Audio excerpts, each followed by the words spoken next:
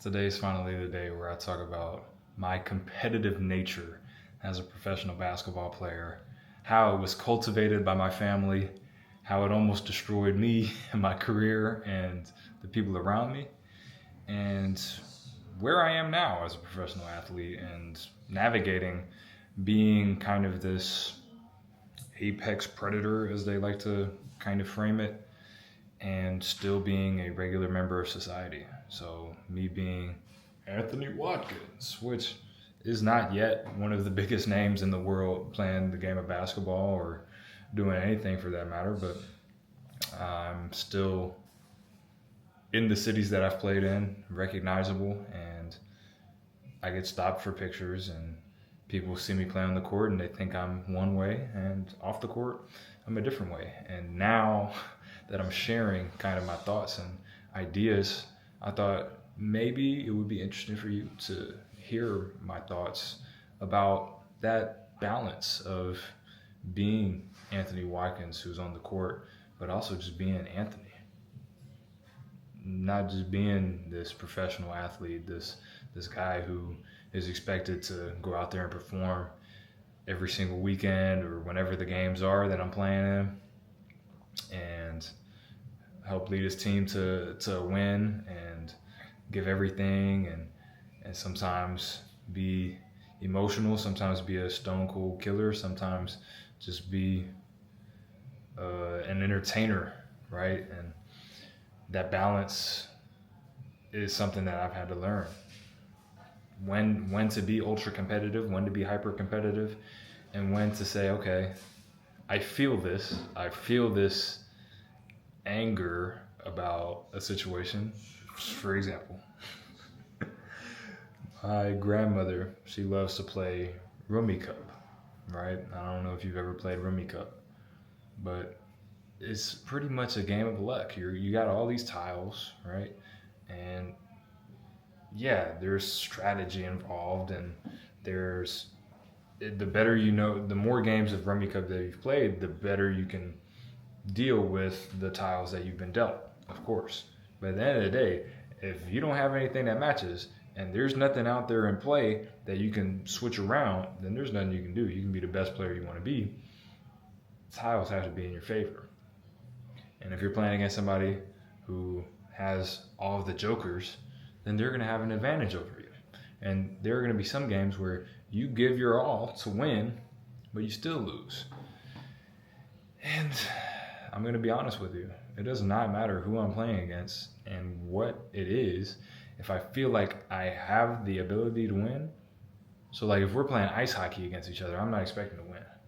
But if it's something like that where I feel like, yeah, the odds of me winning are just as high or higher than the odds of you winning, if I lose, my entire soul catches on fire. And another way to illustrate this is a story from my childhood, something that I've teased in videos prior. Ping pong, table tennis, whichever you want to call it, tisch tennis, as we say in Germany.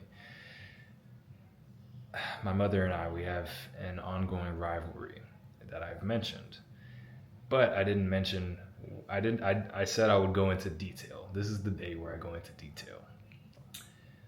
When I was young, maybe 8 or 9 years old, my grandparents bought a ping pong table for the family to use to compete, because we used to play badminton in the yard, but not very seriously, not very competitively. And they decided, hey, let's get a ping pong table. And I had never played, right? So my family, they had all played before, and I was playing catch up from that point. My mom and we would play. My grandparents and I would play, and those are fond memories of mine. I didn't like to lose, but I understood, hey, it's a learning process. And at some point, I decided, hey, I've gotten pretty good. Every now and then I would beat them. And it was getting more consistent. Not consistent, but more consistent. Where I felt like, okay, this is balanced, and every game I play, I feel like I can win. That's where that competitive nature starts to kick in. So at that point, we decided, hey, let's do a family tournament. Whoa, now this is different. This isn't just, hey, I'll play against my mom for a few hours, and every time I lose, she'll just play me again. This is you lose. I think we did double elimination. You lose 2 games, you're done, and you're sitting there watching. So I'm playing, and I'm keeping the games close. I think I won 1 game. I can't remember the exact details, but it gets to my double elimination game against my mom, and she beats me, and I lost it. Completely lost it. Tears, screaming. I'm just glad I didn't lash out violently and hit anybody. But everything else, yeah, I lost. I completely lost control. Because this is the thing. My family, they would egg me on too. They knew how competitive I was. They knew how much I wanted to win. And they saw that I was getting better. And my family is competitive just like I am. They just don't want to admit it a lot of times. But they would egg me on. They would say these little things to trigger me, and that day I had a meltdown. But that's not all there is to the story.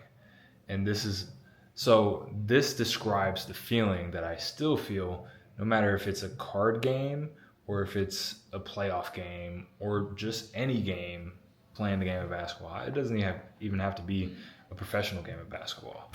Me losing, that little fire, it sparks up. Like when you have a little lighter, the sparks, I feel that every single time I lose. My response has just changed. But in this case, right, I had my meltdown, and I decided I don't want to feel that again. And my mom said, hey, if you want to get better at ping pong, there's a way to do that. You can fold the table up and you can play against yourself. She should have never done that. She should have never done that, because after that I was committed to becoming better. Because that feeling, it didn't go away. And I had in my mind, I was set on next time we do a tournament like this, it's going to be different. And after that point, I didn't look back. And I don't know when it happened, but the tables turned. I wasn't monitoring, am I better than them now? I didn't monitor it. I just, over time, I grew. My arms got pretty long, so on and so forth, which is obviously an advantage in the amateur realm. I don't know how it is for professionals. If there are any ping pong professionals in the comments, let me know if a wingspan is beneficial or if it's actually a detriment. In our case, we're not that good, but we're good enough to be okay, be solid, and have good games, have some highlight plays. In our case, it is an advantage because I'm able to just return a lot of stuff that my mom isn't expecting me to return. And yeah, now I beat her pretty consistently. And I believe I tried to tell this story, but the camera cut off. There was a time in Florida, we played against each other, and my mom, my dad was talking real trash. I mean, he was saying, yeah, when I was growing up, I was at the Boys and Girls Club. I put spin on it, and it would just drop. You won't have a chance. And we both ended up beating him pretty easily. There was a lot of talk, but going into it, I was like, oh man, this might be a whole nother animal that I'm dealing with, because my dad played professional basketball as well, so I gave him the benefit of the doubt, right? And my mom, she was in a dress, and there was a small crowd that formed, and they watched as she mopped the floor with us that day. There's nothing we could do with her, but I knew I was close. And one day the tables did turn, but not because I just got older and it just automatically happened. No, I channeled that competitive fire, that pain from losing, and I directed it into becoming a better ping pong player. It's not something that I spent day and night thinking about, but it's something that when I did see the table was available, I got some work in. And I started paying attention during my matches. And every now and then, if ping pong was on, I would watch and maybe take 1 or 2 things. And over time, I just became a much better player. And now it's good training for me to train focus, because it's really you against you. Tennis is the same way. And it's something that I enjoy doing just in my spare time. We don't have a table here in America, but as I was talking about when I was in Orlando, it was a good opportunity, and it's all fun now. My mom, she makes it her mission to try and beat me at least once every summer. She hasn't been successful so far. I don't know if she was successful last summer. Maybe, maybe not.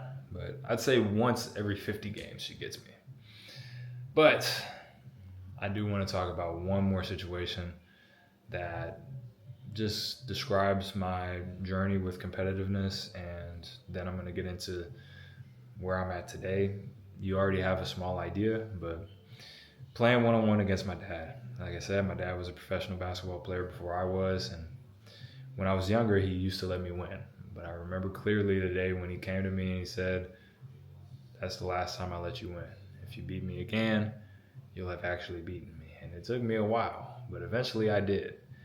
But that was just the beginning. Beating him once, there's a difference between winning once and being able to win consistently. So my dad I would be in the gym getting shots up, and my dad would randomly come in. I never knew when. He would say, "Okay, 1-7." And he would not give me a rematch. It was very rare that he gave me a rematch. So I knew that was my one chance to go at him, to try and get that win. For me, that was like the NBA Finals, playing against my dad. And it made me better because it gave me something that was in the back of my mind when I was training.